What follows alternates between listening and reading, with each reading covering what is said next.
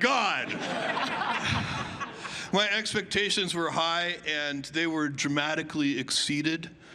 We were talking about this a little bit in the car ride on the way back, and I don't know, the zero G piece may have been one of the biggest surprises because it felt so normal. It felt so almost like we were, as humans, evolved to be in that environment, which I know is impossible. Well, astrophysicist and director of the Kiel Observatory at Kiel University, Jaco van Loon, joins us now. Jaco, great to have you on the program with us, talking about another successful trip into space for a billionaire. What does this all mean for the future of spaceflight now that we've had Richard Branson and now Jeff Bezos both successfully go into space? Yes, I watched it, and it was quite a short show, like 11 minutes from launch to return, but you could see every part of it, and it's just amazing to see how much of that has been developed within a private company. And the way Jeff Bezos has done it, or rather his company and his engineers, is different from the way Richard Branson has done it. And it's different from how Elon Musk is doing things with SpaceX. So this is hugely interesting because over the last 10 years or so, all this technology has been developed. And this can actually enable space exploration beyond just Earth's orbit. We could go to Mars. We've got now the technology to land there and come back from it. And this would not have happened, or at least not as quickly, if we would have to rely on space agencies. And also, I must say that although, of course, you could question the value of space tourism and whether this is the right thing to do, but it does inspire. And what some of these people have done is also actually making it something that's owned by the people. For instance, Richard Branson is really trying to keep the cost down, and he is having a raffle for people to go on to the next flight. And Jeff Bezos has given a chance to an 82-year-old woman who was denied the chance in the 1960s on NASA's astronaut program. Right. So in a sense, this is really breaking barriers which if you rely on governmental organizations, don't always happen. Yeah, it was particularly wonderful to see Wally Funk finally go up into space because she waited decades for this opportunity. You talked about how both Bezos and Branson have different methods for going into space, and Branson's flight was more like an airplane taking off and a glider landing. So talk to us about the differences between Bezos's flight and Branson's. Yeah, indeed. Richard Branson, of course, coming from Virgin Galactic already, of course, flying airplanes, and he's flown balloons. So it's coming from a different direction, and it is a bit more like an airplane, the way it's launched and the way it returns. It returns a little bit like the space shuttle for those who have lived through it. Whereas Jeff Bezos' flights are a little bit similar to the traditional rocket launches, but with a bit of SpaceX's technology of bringing back at least part of the rocket in one piece. And it was quite exciting to see that actually live.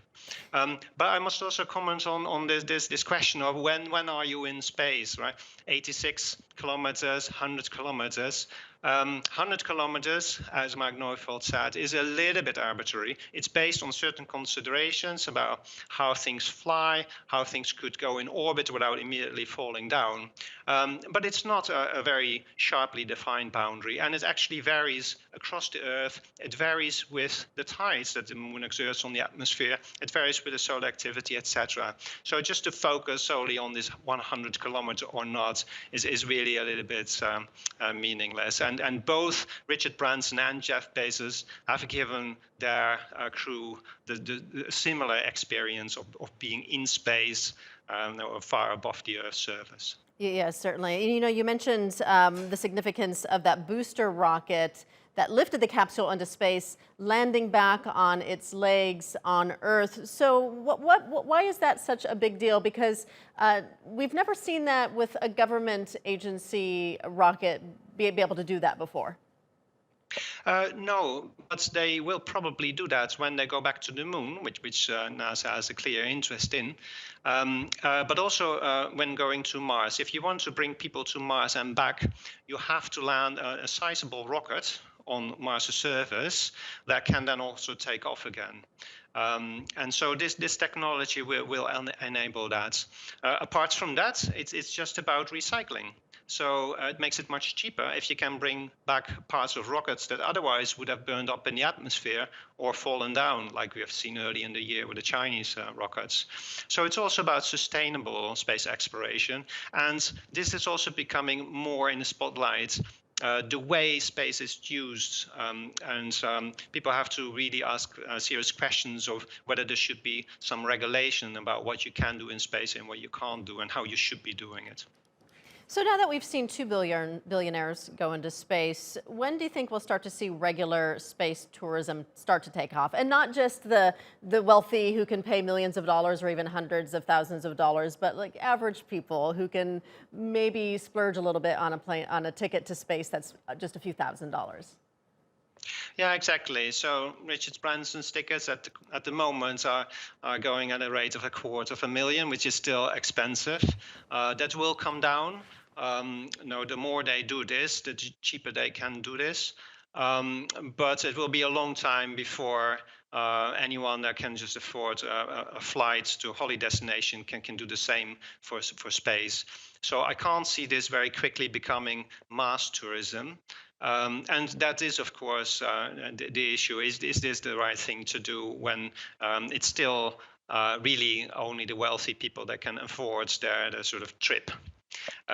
So what is important, that this is not just about space tourism, that this also has benefits to the society as a whole. And I mentioned technology, but also when people have wealth, if they also use it in society in a responsible way, they can make things happen and bring solutions to global problems such as climate change and poverty. They are disconnected from this space tourism, but it's still in a way linked to these people doing these exciting things. Yeah, it certainly would be great if a lot of positive came out of it other than just people being able to launch into space. Jaco van Loon, thank you so much for your time.